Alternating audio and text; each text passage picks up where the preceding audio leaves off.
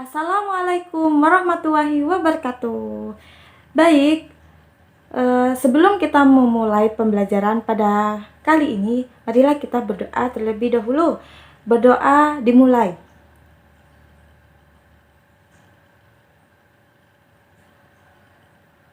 Berdoa selesai. Baik, apa kabar kalian? Semoga selalu baik-baik saja. Baik, di sini saya akan menjelaskan kelanjutan dari materi sebelumnya, yaitu tentang klasifikasi makhluk hidup dan benda tak hidup. Jadi, saya akan menjelaskan dari beberapa kingdom. Nah, setelah menyelesaikan atau menjelaskan dari beberapa kingdom tersebut, di sini saya juga akan menjelaskan tentang materi lanjutan, yaitu tentang zat, wujud zat, dan perubahannya. Nah, pernah nggak kalian melihat ketika lampu padam, pastinya kalian menyalakan sebuah lilin. Jadi, lilin tersusun dari dua bagian, yaitu pada bagian sumbu yang terbuat dari serat dan bagian parafin yang melapisi sumbu tersebut atau bagian parafin tersebut yang berwarna putih.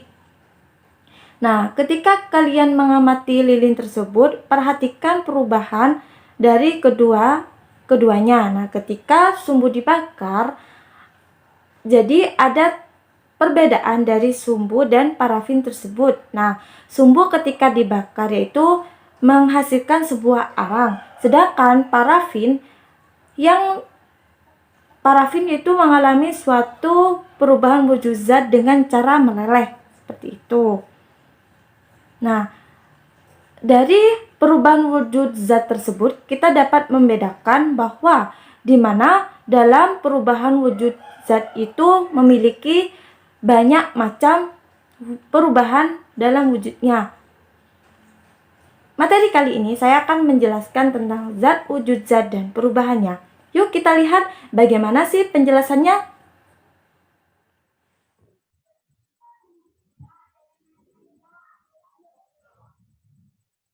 Nah, baik, pertama saya akan menjelaskan kelanjutan dari materi sebelumnya, yaitu tentang perkembangan sistem klasifikasi.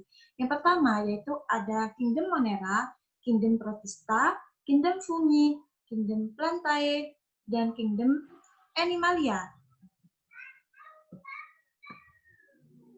Nah, Kingdom Monera merupakan makhluk hidup bersel satu, uniseluler, dan tidak memiliki membran inti atau prokariota.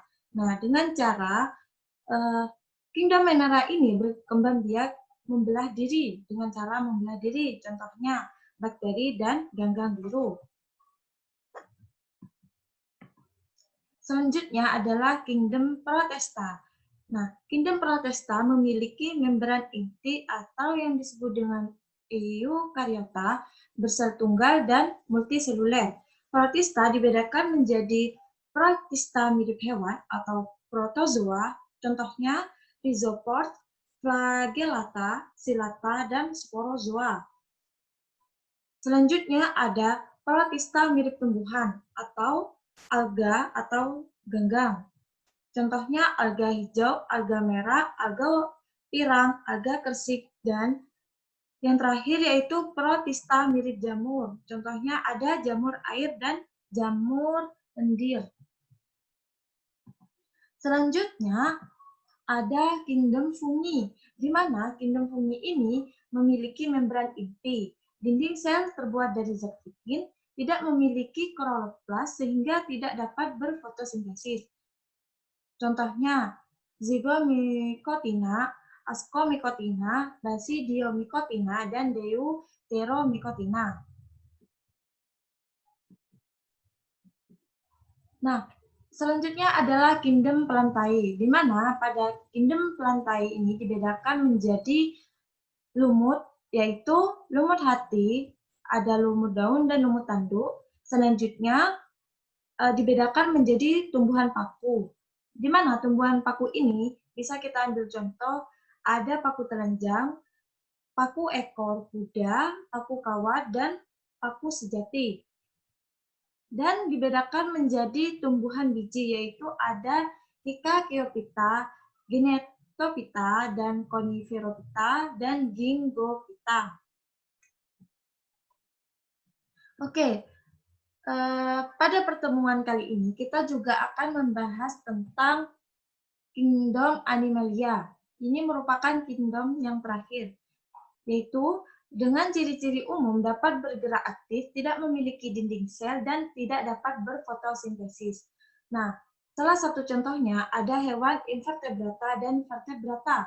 Nah, apa hewan invertebrata ini? Yaitu hewan yang tidak memiliki tulang belakang, seperti contoh siput, dan vertebrata yaitu hewan yang memiliki tulang belakang.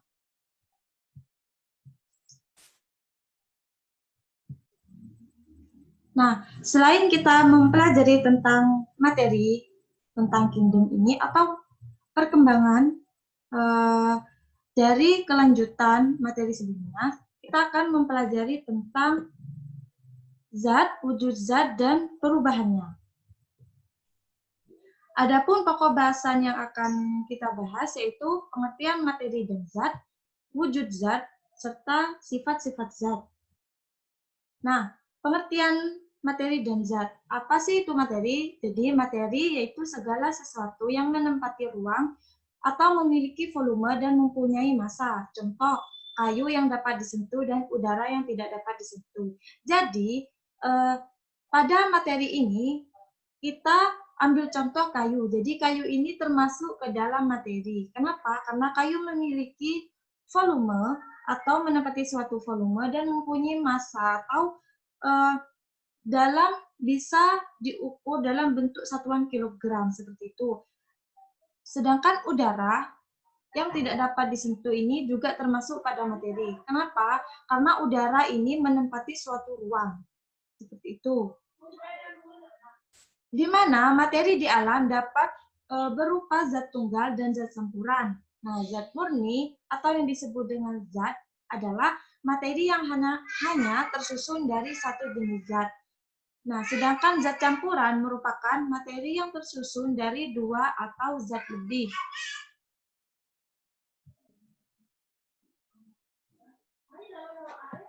Nah, selanjutnya kita akan membahas tentang wujud zat. Nah, di mana wujud zat ini ada zat padat, zat cair, dan zat gas. Kita bisa lihat pada gambar yang ada di balok tersebut atau ini, gambar ini. Nah, zat padat menunjukkan di mana molekul-molekul dari zat padat tersebut ini tersusun dengan rapat atau tidak ada sela sedikit pun. Nah, kita bisa melihat pada contoh batu, di mana batu ini terlihat padat sekali atau sangat keras sekali.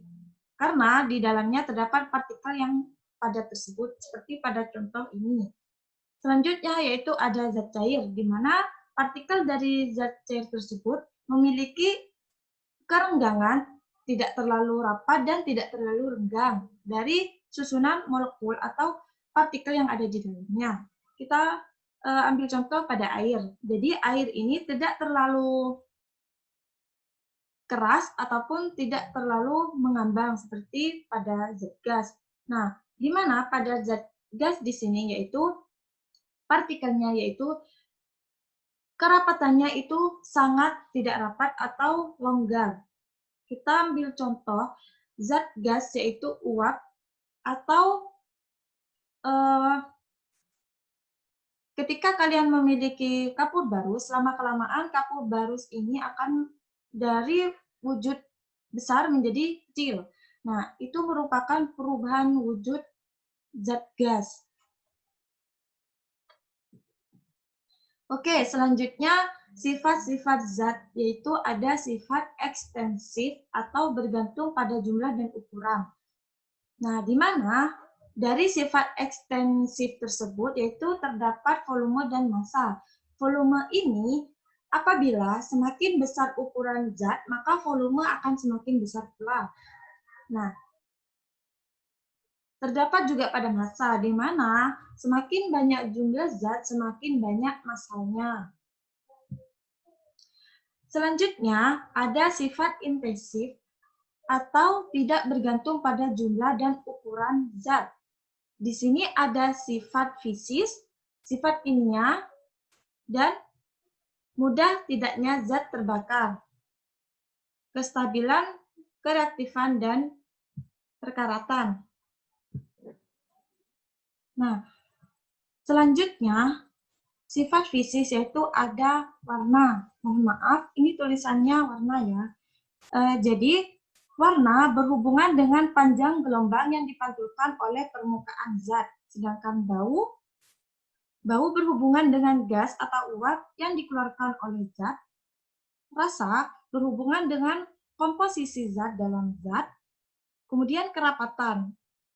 Banyaknya massa persatuan volume dinyatakan dalam gram per mililiter. Misalnya, apabila kerapatan suatu zat 0,5 gram mililiter, artinya dalam setiap 1 mili, zat tersebut mempunyai massa sebesar 0,5 gram. Nah, nilai kerapatan identik dengan nilai massa jenis. Selanjutnya ada titik didih. Nah, titik didih ini merupakan suhu terendah suatu zat cair ketika mulai mendidih. Sedangkan titik lebur yaitu suhu terendah suatu zat padat ketika mulai melebur. Nah, sedangkan titik beku yaitu suhu terendah suatu zat cair ketika mulai membeku. Dan daya hantar di sini berhubungan dengan kemampuan satu zat untuk menghantarkan panas atau arus listrik. Sedangkan kemagnetan berhubungan dengan kemampuan suatu zat, biasanya logam seperti itu ya. Jadi untuk dipengaruhi oleh suatu medan magnet. Yang selanjutnya yaitu kelarutan. Jadi kelarutan ini berhubungan dengan kemampuan suatu zat untuk melarut dalam suatu pelarut. Yang terakhir yaitu kekerasan. Nah, kekerasan yaitu berhubungan dengan keras lunaknya suatu zat. Adapun sifat fisis merupakan sifat yang berhubungan dengan perubahan fisik zat itu. Nah, sifat fisis ini dapat digunakan untuk menjelaskan penampilan atau penampilan sebuah benda. Selanjutnya yaitu sifat kimia. Apa sih sifat kimia itu? Jadi, sifat kimia ini merupakan sifat yang menunjukkan kemampuan suatu zat untuk melakukan reaksi kimia atau sifat yang menyatakan interaksi antar zat. Nah, adapun sifat-sifat yang tergolong dalam sifat kimia yaitu ada mudah tidaknya zat terbakar, kestabilan, kereaktifan, dan perkaratan. Nah, mudah tidaknya zat terbakar ini kita ambil contoh alkohol yang mudah terbakar, atau zat kimia lainnya. Kemudian kestabilan mudah, jadi kestabilan ini mudah tidaknya suatu zat terurai oleh pengaruh panas. Contohnya air. Air adalah contoh zat yang cukup stabil. Air dapat berubah menjadi gas oksigen dan hidrogen pada suhu 2000 derajat Celcius. Nah, selanjutnya kereaktifan. Jadi, kereaktifan ini mudah tidaknya suatu zat untuk bereaksi dengan lain. Contoh, zat asam dapat bereaksi dengan zat biasa atau mohon maaf, jadi kita bisa ambil contoh zat untuk bereaksi dengan zat lain. Contohnya zat asam dapat bereaksi dengan zat basa sehingga menghasilkan garam. Yang terakhir yaitu perkaratan. Oke, untuk yang perkaratan. Oke, selanjutnya perkaratan. Jadi perkaratan ini mudah tidaknya suatu zat membentuk karat. Contohnya, besi mudah berkarat pada tempat yang lembab, atau besi mudah berkarat ketika terkena air garam, seperti itu.